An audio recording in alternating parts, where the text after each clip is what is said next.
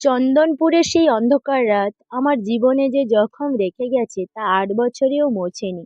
সেই রাতে একটি দুর্ঘটনা সবকিছু ছেড়ে দেয়, স্বপ্ন, হাসি আর শান্তি সবই ছিন্ন ভিন্ন। আজও মনে হয় যেন ঘটা ঘটনা কালের কাজ না করে কালেরই মধ্যে কুরুপ হয়ে এসেছে, থেতলে আছে। আমার নাম সীমন। ৮ বছর আগে এক সময় আমি শক্ত ফিট ছিলাম, আর মধু সে ছিল আমার জীবনের আলো। আমাদের মেয়ে রিনি ছিল খুশির ঠাঁই। কিন্তু এক রাতে একটি ভুল, একটি অনর্থক সিদ্ধান্ত এবং মানুষের অবিশ্বাস সব মিলিয়ে আমাদের সব আনন্দ কেড়ে নিল। ওই দিন মধু তার স্কুলের সহকর্মীদের সঙ্গে একটা পুরনো ছবির প্রদর্শনী দেখতে যেতে চাইল। প্রথমে আমি বলতে চাইলাম আমি যাই না, আমি তো কোনো সিনেমা দেখতেও যাই না। কিন্তু মধু রাজি করলো আর বলল, আজ আমাদের অ্যানিভার্সারি, কেক কেটে নেব। আমি হাসি, হাহা, চলো। আমরা একটি ছোট্ট কেক কেটেই নিয়ে বের হলাম। ফিরে এসে রাতের কোলাহলে সেই অদ্ভুত ঘটনা ঘটে যেটা আমাদের কটাক্ষ করে দিয়েছে। প্রথমবার যখন হামলা হলো, আমি জেগে উঠলাম। ঘোর অন্ধকারে কাউকে দেখলাম না, ভীষণভাবে আমার দিকে এসে আক্রমণ করে। আমি চিৎকার করলাম, ও পালালো। হলেও আমি তখনই বুঝেছি এটা দুর্ঘটনা নয়। তৎক্ষণাৎ পরিবারে কে যেন অস্বস্তি, সন্দেহ ছড়াতে শুরু করলো। তোমার বউ প্রতারক, কেউ কেউ ফিস ফিস করে বলল ওর অন্য পুরুষ ছিল। সেই গুজব আমার মনে বিষ ঢেলে দিল। আমি তখন নির্বুদ্ধি হয়ে ধরে রইলাম। সন্দেহ মাথা ঘোরে, যেন সবকিছু বাস্তবকে ছেঁকে দেখায় না। দিন বাড়তে থাকে, পুলিশ আসে, সার্জেন্ট শাহিন তদন্ত করেন। প্রাথমিকভাবে ঘটনাগুলো বিভ্রান্তিকর। মধুর ঘনিষ্ঠ কেউ বলে ওঠে হয়তো ওর কোনো সম্পর্ক ছিল। কিন্তু প্রতিবারেই যখন তারা সত্য খুঁজতে আসে, প্রিয়া ক্ষমতা হারানো আর আমি আময়িক বহুবারেই তার সরলতা দেখায়। সবাই আশ্চর্য। মধুর নামে যত অভিযোগ, মধু সবসময় নিজের স্বভাবেই দাঁড়ায়। ভালো তরুণী, আদর্শ স্ত্রী, মায়ের প্রতিটি দায়িত্ব নিষ্ঠার সঙ্গে পালন করে। তবে তদন্তের রূপ পাল্টাতে থাকে যখন পরিবার সদস্যদের মধ্যে থেকে কেউ বা এমন কথা বলে যে আমরা শুধু মধুকে পরিবারের বাইরে সরাতে চেয়েছিলাম, আমাদের সম্মান রক্ষাই ছিল উদ্দেশ্য। কেউ কেউ বলে সিমনের নামে তো বলে, টাকার জন্য কেউ তাকে মারতে চাইতে পারে। পুলিশের নজর তখনই বাইরে ঘোরে। ফোন রেকর্ডস, কাজের ইতিহাস, প্রত্যেক আলিবি যাচাই করা হলো।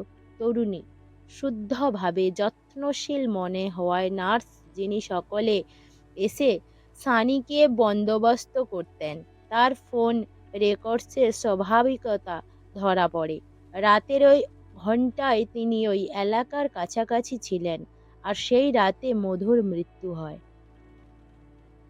ধীরে ধীরে ধরা পড়ে যে বাড়ির ভেতরে নানা সম্পর্ক রীতিমতো জটকা কাটে এবং কোথাও যেন কেউ পরিকল্পনা করে ফেলেছে। কেউ কেউ বলে মধুর বিরুদ্ধে মিথ্যা ও গুঞ্জন ছড়ানো হয়েছে। কোনো কোনো মানুষ এই মিথ্যাকে বড় করে দিয়ে সিমনের মাথার সন্দেহ ঢেকে দিয়েছিল। আর সেই সন্দেহের বিষক্রিয়া সিমনের মনের প্রতিটি অংশে ঢুকে পড়ে। সিমন শারীরিকভাবে শরীরকে পঙ্গু হয়ে গেলেও হৃদয়ে সেই সন্দেহের বিষ আজও ভয়ঙ্করভাবে কাজ করছে। সে কখনো ভাবেনি যে ঘৃণা আর সন্দেহ মানুষকে এমন কাঁটা ঘষে দিতে পারে যে নিজের সবচেয়ে ভালোবাসার মানুষকেও হত্যা করে বাঁচবে। আবহাওয়া বদলায় যখন তদন্ত একটি ক্যানভাসে আঁকতে থাকে। ফোন রেকর্ড উঠে আসে, পরিবহন ট্রাক হয়, আবার কিছু সাক্ষ্য ওঠে। আনন্দ নামে এক পুরুষের নাম ভেসে ওঠে, যিনি বাড়িতে ঘনিষ্ঠ। তিনি নিজেই পরিবারের পরিচিত করেন। কতটা একাকিত্ব, একটা বাধা, সব মিশে যার রাজনৈতিকতার মতো। কিন্তু সবচেয়ে বড় ভাঙন আসে যখন পাশে নার্স তরুণী স্বীকার করে নেয় সে সিমনের সন্দেহ জাগাতে সাহায্য করেছিল। মিথ্যার শানিতে জাল বোনা হয়েছিল। মধুর প্রতিভা ও সে যে ভালোবাসা পেত তা নিয়ে সিমনকে ভুল বুঝিয়ে দেওয়া হয়েছিল। তরুণী জানতে পেরে অনুতপ্ত হয়, আমি তো শুধু সাহায্য করেছিলাম, কিন্তু ক্ষতি হয়ে গেছে মধু আর রিনির। মধু আর রিনি নাই, শেষ পর্যায়ে তদন্তে আঁচড়ে সত্য আকস্মিকভাবে ক্লিন হয়ে আসে। সিমন নিজেই তার নিজের সন্দেহের অন্ধকারে মধুকে তাদের কোলের আলোকে মারছিল। সিমনই স্বীকার করে বসে, কাঁদতে কাঁদতে বলে, আমি ভুল করেছিলাম। আমি বিশ্বাস করতে পারিনি যে শুধু আমাকে ভালোবাসতো। আমার সন্দেহ আমার হারানোর ভয়কে বড় করে দিয়েছিল। সে বলে, আমি ওকে জিজ্ঞেস করিনি, আমি কথা শুনিনি, আমি ঘৃণার অন্ধকার হয়ে গেলাম, আমি ওকে আরো ঋণী করে দিয়েছিলাম। এই স্বীকারোক্তি হলো আমাদের গল্পের সবচেয়ে তরুণ অধ্যায়। সন্দেহ একটি ক্ষতিকর ব্যাধি। এটি মানুষের মনকে বিষাক্ত করে দেয়, সম্পর্কে চিহ্নিত করে দেয় এবং জীবনের সব সৌন্দর্য মুহূর্তকে অপলক করে দেয়। সিমন শারীরিকভাবে যতই দুর্বল ছিল, তার মন তার চেয়েও দুর্বল হয়ে উঠেছিল। ঘৃণা আর সন্দেহ তাকে মানবিকতা থেকে পতিত করে দিয়েছিল। চন্দনপুরবাসী বলে, পাটটা কাঁটা দিয়ে লেখা, আমার কখনোই সন্দেহকে নিজের ওপরে চেপে ধরে রাখতে পারি না।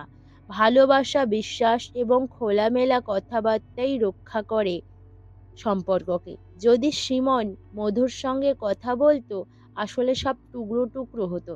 রিনি হয়তো আজও হাসির মধ্যেই হেঁটে বেড়াতো, মধুর চোখে আজও সোনা ঝিলিক থাকতো, কিন্তু হয়ে গেল অনুপস্থিতি, অনুতাপ এবং ব্যথা।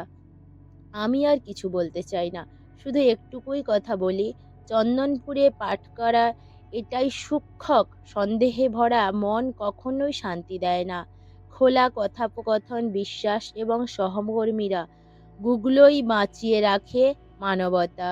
এই কাহিনী এখানেই শেষ নয়, এটি আমাদের সবার জন্য শিক্ষা আর প্রার্থনা যে আমরা নিজেদের মধ্যে সন্দেহের বিষ কখনোই ঢুকতে দেব না। পর্বের শেষে আমি আপনাদের বিদায় জানাই। পরের স্মৃতিতে আমাদের দেখতে নেবেন আরেকটি মর্মস্পর্শী ধাক্কা দেয় এমন সত্য ঘটনা নিয়ে।